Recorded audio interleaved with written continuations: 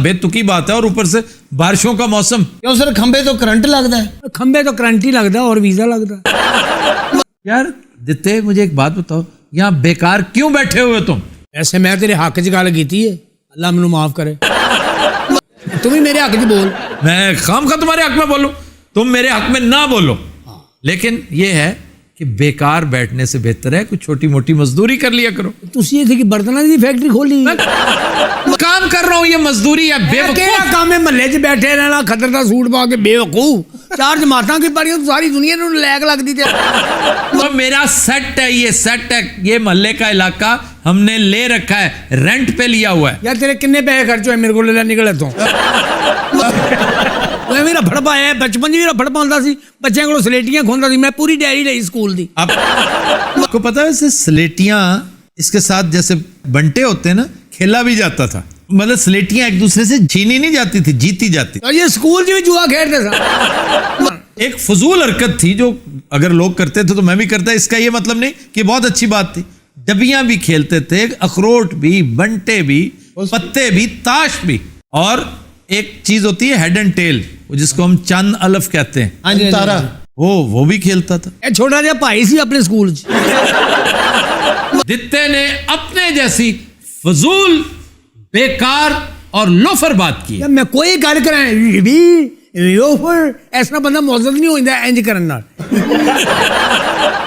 साल ही लड़न दिया। देखो तुम हाल ये किसके बारे में कह रहे हो? लड़की के बारे में या इसके बारे में? इसके बारे में। साग चीरने वाली वड्डी छुरी नहीं जी अंगूठे की लड़ा के तो कहते हैं दांत, दांत के साथ काटते हैं। और जिसे तुम कह रहे हो पैर के अंगूठे में छुरी फंसाते हैं, वो दांत के ऊपर पैर रखते हैं, उसका पैडल बना होता है, लकड़ी का केड़ा दस्ता होता है। भाजते तू साग वाली जुगत क्यों की थी?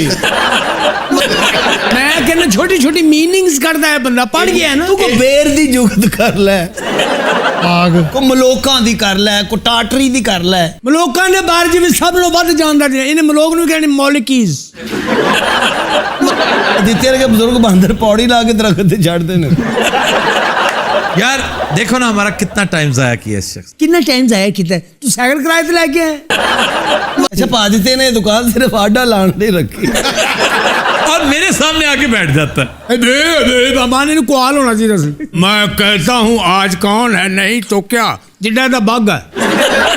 एडा केरा मनहूस आदमी आज तक मैं कह रही दुकान च बंदा नहीं वेख्या। और ये इसकी कब है, वो इसकी वजह से भाग गया यहाँ से। इसकी अपनी रेडी बल्दिया वाले उठा के ले गए, और खुद देखो उस बेचारे को भी बेरोजगार कर दिया। जनाब 7000 की नवी रेडी आती है, 3000 का उत्ते सौदा सी, 10000 रुपया का है रफड़। हमसे 10,000 रुपया लो, हमारी जान छोड़ दोगे? हाँ, इन्हें पल्ले कख नहीं देना, इन्हें किसी को ब्लैकमेल करना। इधर आओ। अब मैंने तुम्हें 10,000 भी नहीं देना जो मैं तुम्हारी मदद करना चाहता था। इन्हें देना ही नहीं सी बेटा, इन्हें पछताना लग गया। काम का बेकार, इसे मौका दे दो थोड़ी देर के लिए। लड़ के ना चुड़ैला चिमड़ जाती है जी। कभी इससे ये तो पूछे सारे कि मेरे साथ क्यों लड़ने लग जाता है? ਉਹਦਾ ਅਸਲ ਚ ਮਸਲਾ ਹੈ ਕਿ ਉਹਨੂੰ ਜ਼ਿੰਦਗੀ 'ਚ ਕਿਸੇ ਪੜ੍ਹੇ ਲਿਖੇ ਬੰਦੇ ਨੇ ਮੂੰਹ ਹੀ ਨਹੀਂ ਲਾਇਆ। ਬਸ ਇਹ ਉਹਦਾ ਮਸਲਾ, ਤੁਹਾਡੀ ਉਹਦੇ ਨਾਲ ਇਸ ਵਾਰ ਤੇ ਲੱਗ ਰਹੀ ਯਾਰ ਤੁਸੀਂ ਫੌਰਨ ਨਾ ਕੁੱਲਾਂ ਵਾਲੀ ਦਰੀ ਤੇ ਬਹਿ ਦੋ ਆਣਗੇ। ਭਾਜੀ ਤੇ ਕਿੰਨੇ ਚੰਗਾ ਭਲਾ ਸੀ ਯਾਰ, ਇੱਥੋਂ ਗਿਆ ਕੀ ਹੋਇਆ? ਦਿਲ ਦਾ ਦੌਰਾ ਨਹੀਂ ਸੀ ਪੈਣਾ, ਬੜਾ ਬੜਾ ਗੋਲਾ ਚੁੱਪਿਆ। ਮੇਰੇ ਨਾਲ ਸਲਾਮ ਦੋ ਲਈ ਉਹਨੇ ਚੰਗੀ ਭਲਾ। ਮੈਂ ਕੰਮ ਤੋਂ ਆਣ ਕੇ ਫੌਤ ਹੋ ਗਿਆ। ਸਾਰੀ ਗੱਲ ਸੁਣਾ ਕੇ ਫਿਰ ਅਗਲੇ ਨੂੰ ਪੁੱਛਣ ਦੇ ਹੋਇਆ ਕੀ ਸੀ ਉਹਨੂੰ। आदित्य तू इतना मायूस क्यों रहना है, की वजह? मैं ये पूछना चाहता हूँ इतना बोलता क्यों? ਆਪ ਚ ਭਜਨ ਰਿਸ਼ਤੇ ਆਉਂਦੇ ਨੇ, ਉਹ ਕਹਿੰਦੇ ਨੇ ਆ ਅਸੀਂ ਤੈਨੂੰ ਲੈਣ ਆਏ ਆ। ਰਿਸ਼ਤਿਆਂ ਨੂੰ ਕਹਿੰਦਾ ਮੈਨੂੰ ਲੈ ਜਾਓ, ਮੈਂ ਨਹਾਉਣਾ ਨਹੀਂ ਜੀ।